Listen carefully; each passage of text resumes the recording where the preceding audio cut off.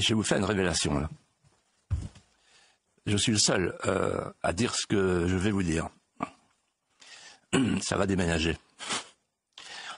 Donc Emmanuel Macron et d'autres nous expliquent que la construction européenne nous prémunit contre le retour des bruits de bottes, au motif que la construction européenne est le prolongement de la résistance. C'est bien cela. Or, il s'agit d'une imposture historique. L'architecte de l'Europe communautaire était en même temps le secrétaire d'État aux affaires étrangères de l'Allemagne. Il s'appelait Walter Hallstein. C'est lui qui a négocié au nom de l'Allemagne tous les traités. C'est lui qui a négocié au nom de l'Allemagne tous les traités. Et il est devenu le premier président de la Commission européenne. Il est resté là pendant une dizaine d'années. C'est lui qui a affronté De Gaulle sur la chaise vide. Son histoire est extraordinaire. Et elle est révélatrice.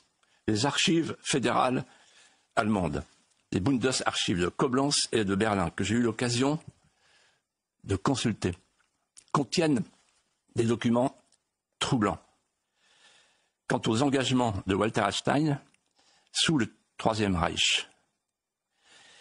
Ces documents contiennent des révélations sur l'implication précoce, volontaire et active de Walter Hallstein dans des organisations nationales socialistes, 4 au moins, dont celle des juristes qui avaient pour vocation, je cite, la nazification du droit allemand et la mise sur pied d'un cadre juridique supranational pour l'Allemagne élargie aux nations annexées qui s'appelait Das Neue Europa, la nouvelle Europe.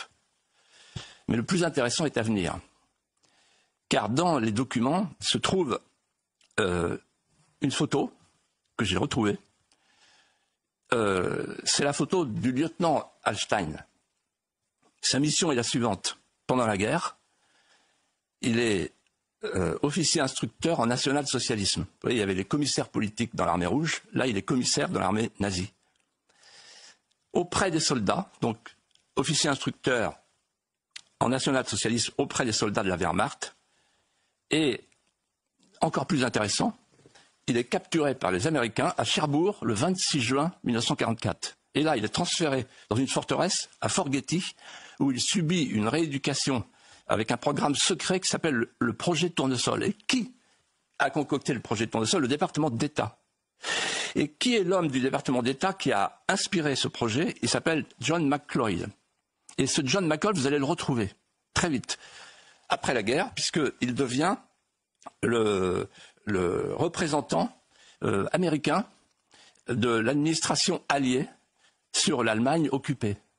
Il est le haut représentant américain. Et c'est lui, ainsi que George Ball, un autre américain, ami de Jean Monnet, qui va convaincre Adenauer de prendre auprès de lui Walter Hallstein.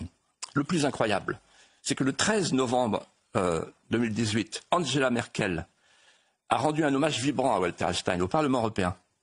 Elle a dit que c'était un homme d'une audace incomparable, effectivement. Elle n'a pas dit un mot sur ce parcours. Résumons la situation à destination d'Emmanuel Macron. M. Hallstein ne venait pas des milieux de la résistance. Aucun des 3 pères fondateurs ne venait des milieux de la résistance. Je rappelle que Jean Monnet a passé sa deuxième guerre mondiale, à New York et à Washington, comme banquier d'affaires. Je rappelle que Robert Schuman a été ministre de Vichy et qu'à la fin de la guerre, je ne l'ai pas dit la dernière fois, mais je vais le dire maintenant pour faire pour compléter, il a été frappé par l'indignité nationale. Et c'est grâce au général de Gaulle, à l'intervention du général de Gaulle, par un geste de magnanimité, que le 13 septembre 1945, il a retrouvé ses droits. Alors, quand on nous dit que l'Union européenne, la construction européenne vient de la résistance et le prolongement de la résistance, on nous ment.